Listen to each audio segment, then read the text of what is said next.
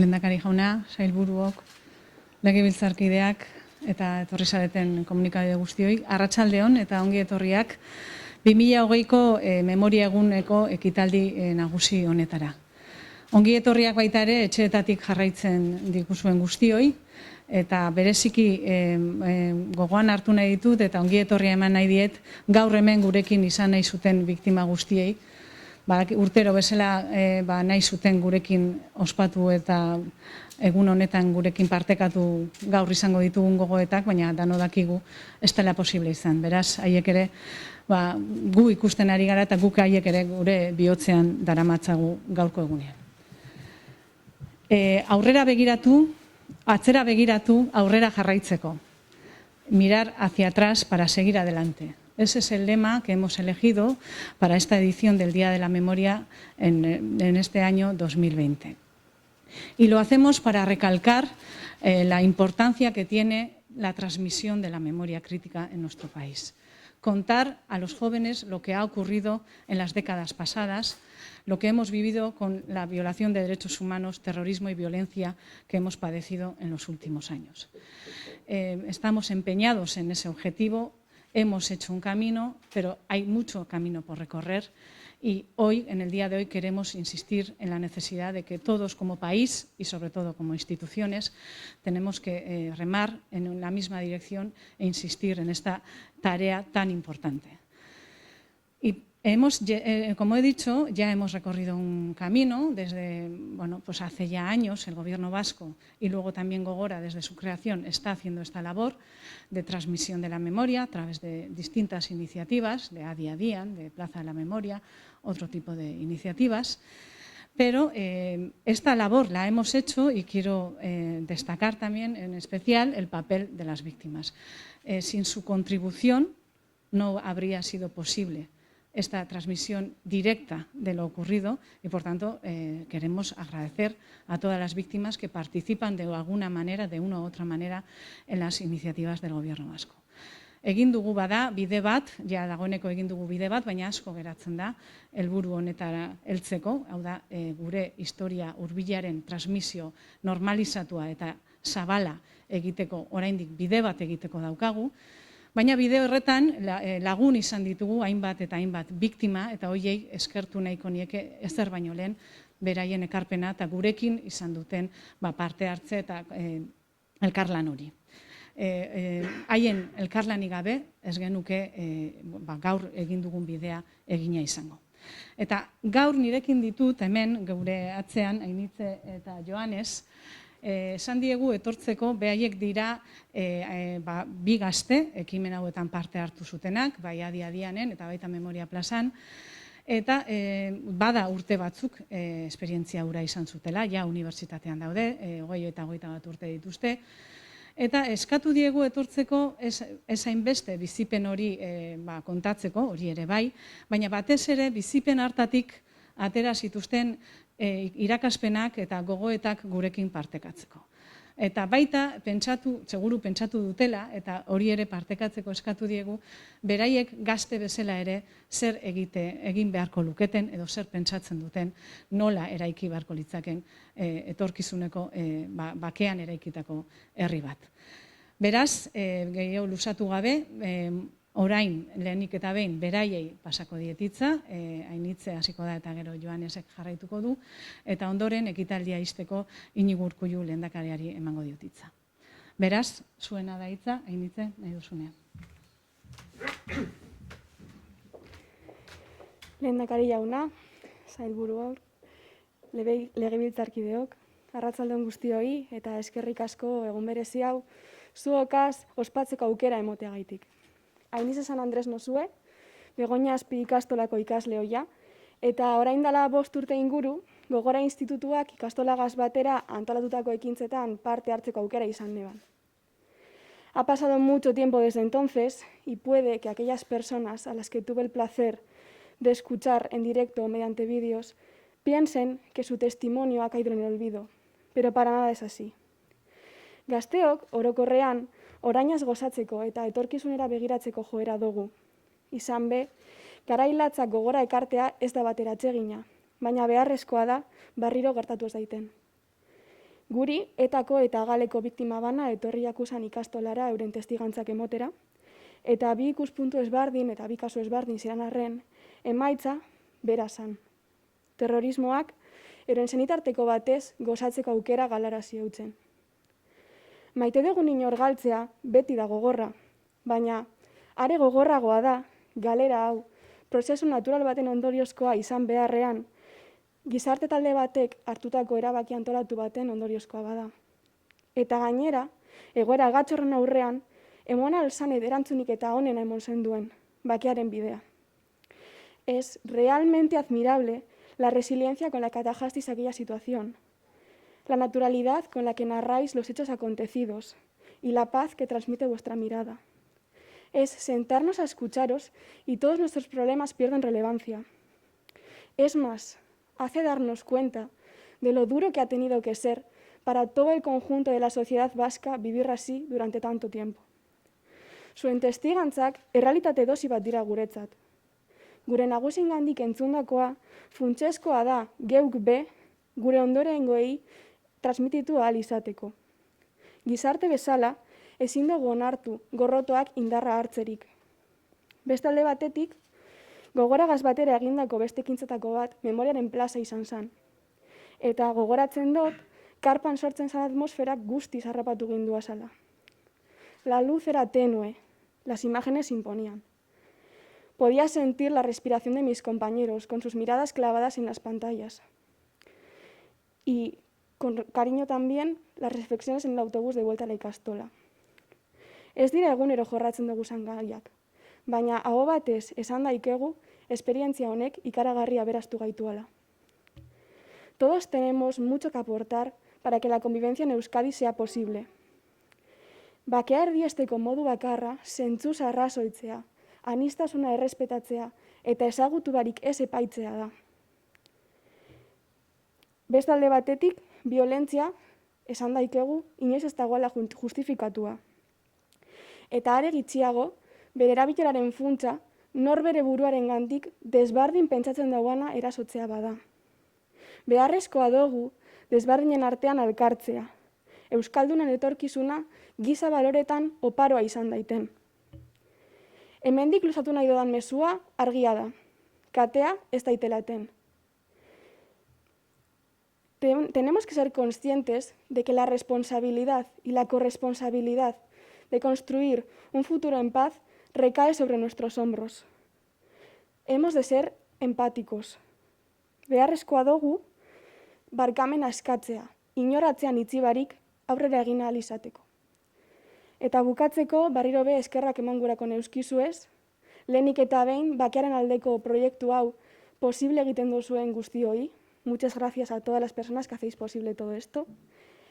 Eta beste alde batetik, eskerrak emangura dutzuaz Gogora Institutuari, Eusko Jaurlaritzari eta Begoña Azpi ikastolari proiektu honetatik hainbeste ikasteko aukera emon izanagaitik. Beste barik, eskerrik asko.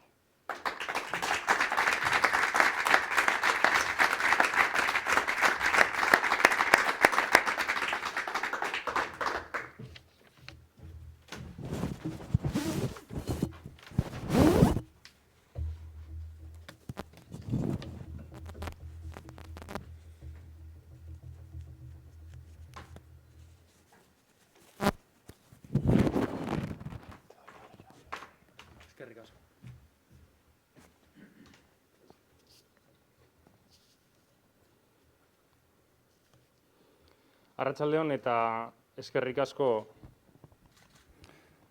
hemen gure iritzi eta testigantzak emateko aukera emateagatik.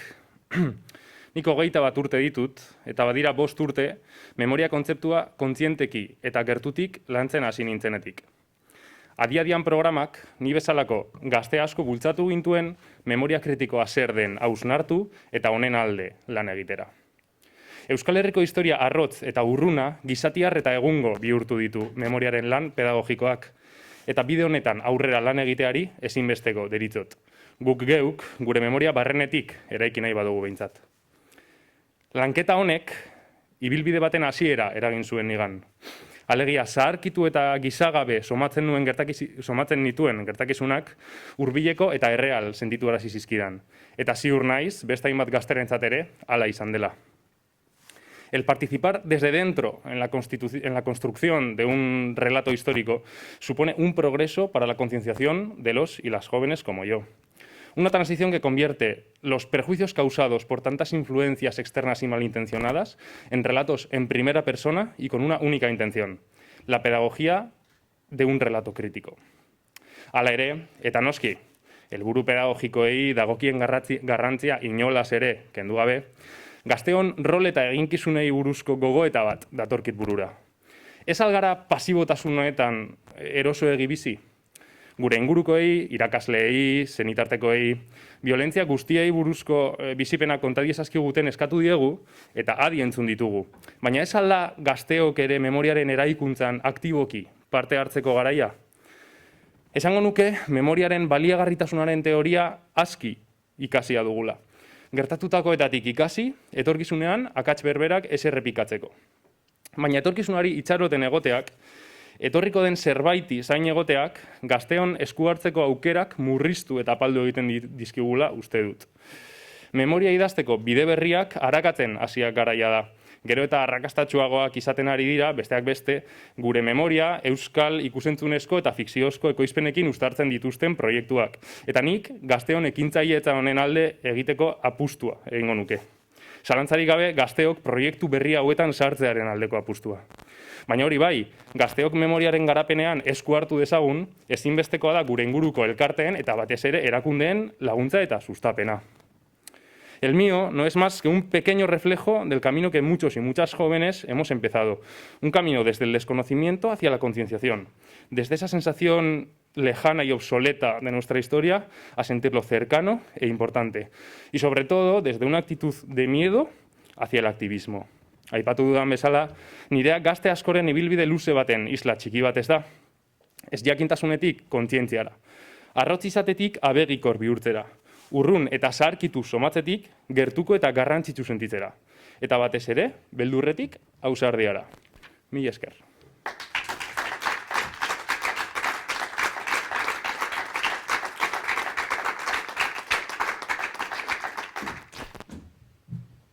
Eskerrik asko Ainite eta Joanes. Benetan, esango dut, sentitzen duguna hau entzunda itxaropena. Horako gazte refleksioak entzuna eta batez ere aurrera begira aktiboki implikatzeko erakutsi duzuen borondatea hori da behar duguna. Guztion artean eraiki behar dugun memoria kritiko hori egiteko. Hau esan da, eta ekitaldia amaitzeko, Inigo Urkullu lehendakariak hartuko du hitza. Lehendakari, zurea da.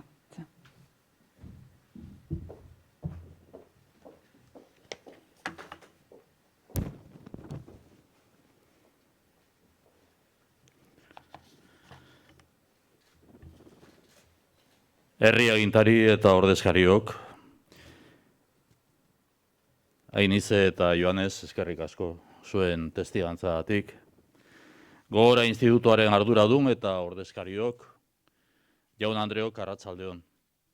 Eskerrik asko memoriaren egunean parte hartzeagatik. Eskerrik asko ere ekitaldi hau streaming bidez jarraitzen ari zareten guztioi. Pandemia garaian, gure joan etorriak eta kontaktuak ahalik eta gehien mugatu behar ditugu. Gure harremanak mugatzen ditugu, baina egun hau partekatu nahi izan dugu.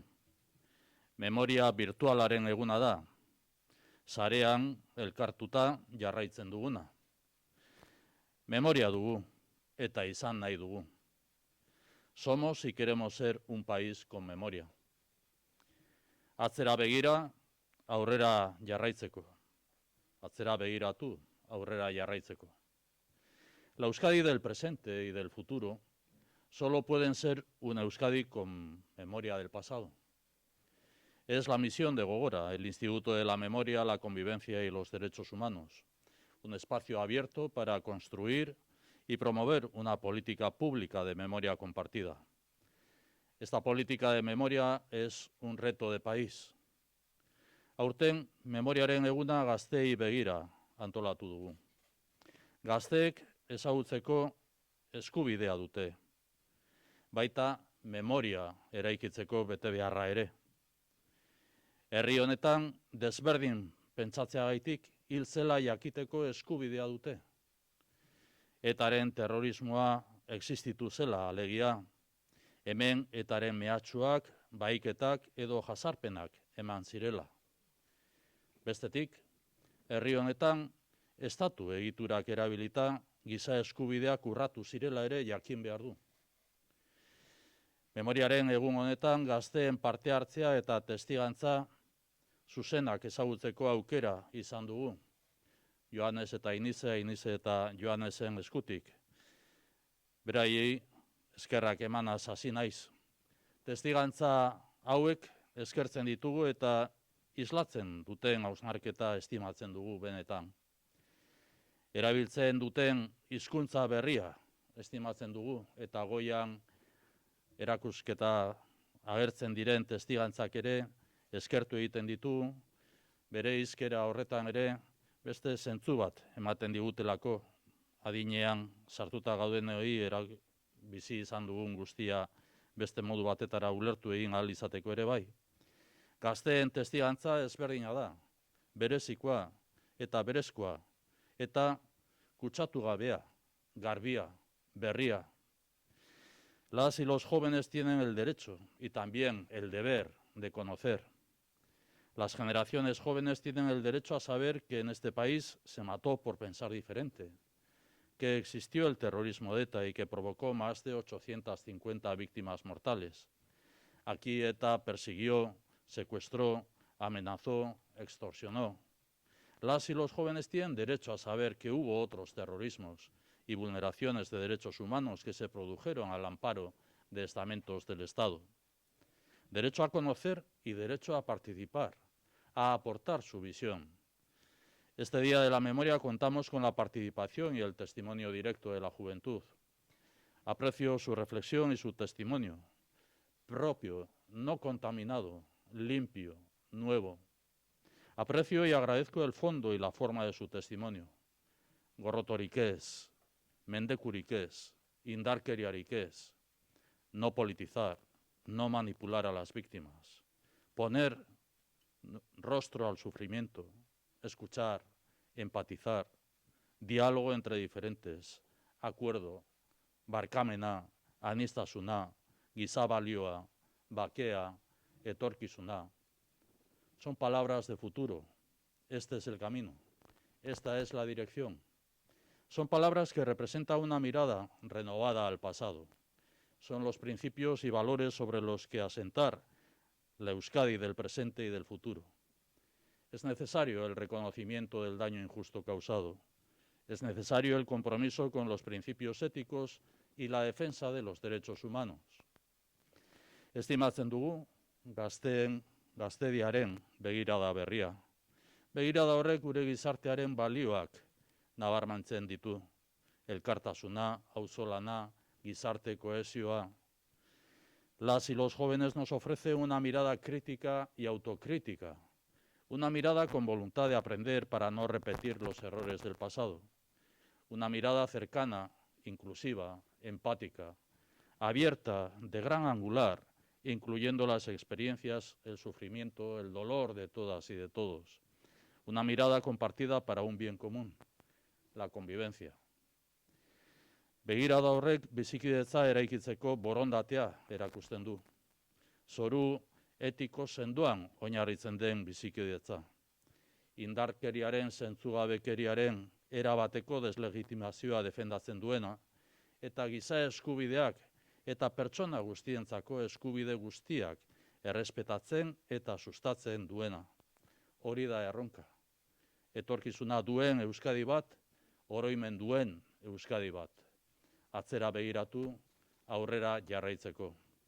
Eskerrik asko eta memoria egun ona izan dezagula.